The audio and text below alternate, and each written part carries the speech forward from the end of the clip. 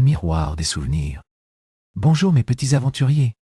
Installez-vous confortablement, car aujourd'hui nous allons écouter une histoire merveilleuse. N'hésitez pas à vous abonner pour ne pas manquer nos prochaines aventures.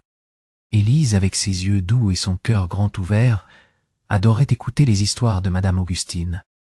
Madame Augustine était une vieille dame très sage qui habitait la bibliothèque.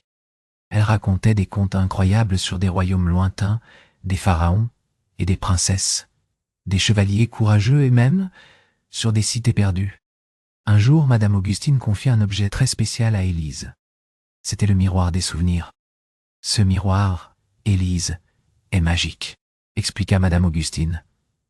Il peut te montrer des scènes du passé, te faire voyager dans le temps et te faire comprendre la vie de ceux qui nous ont précédés.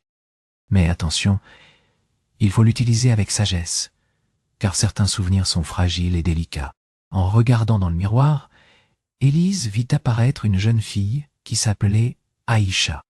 Aïcha vivait dans une magnifique cité, au bord de la mer, il y a très longtemps. Aïcha semblait triste. Elle avait l'air inquiète.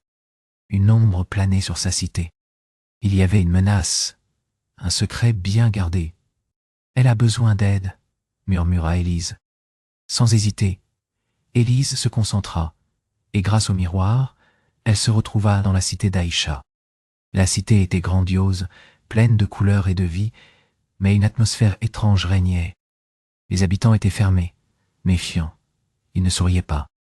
Aïcha expliqua à Élise que leur source d'eau, qui était essentielle pour leur survie, était en train de s'épuiser. Seul le grand prêtre connaissait la cause, mais il refusait de parler. Élise et Aïcha décidèrent de découvrir le secret du prêtre. Elles apprirent qu'il avait caché un ancien canal qui alimentait la source.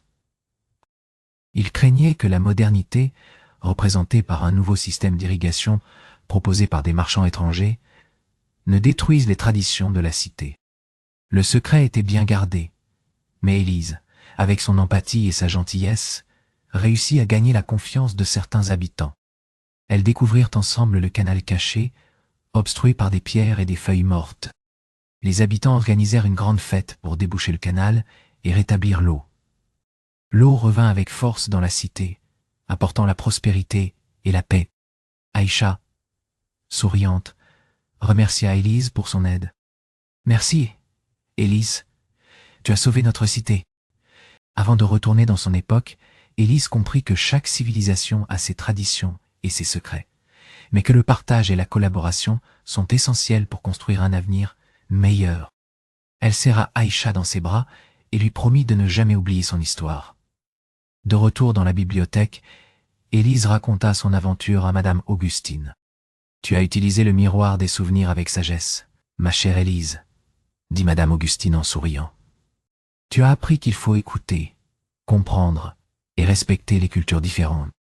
C'est la plus belle leçon qu'un voyage dans le temps puisse nous offrir. » Élise, les yeux brillants, savait que ce n'était que le début de ses aventures à travers l'histoire. Elle était prête à écouter les voix du passé, à comprendre les secrets des civilisations et à aider ceux qui avaient besoin d'elle. Merci d'avoir écouté cette histoire avec moi, mes petits amis. À bientôt pour de nouvelles aventures.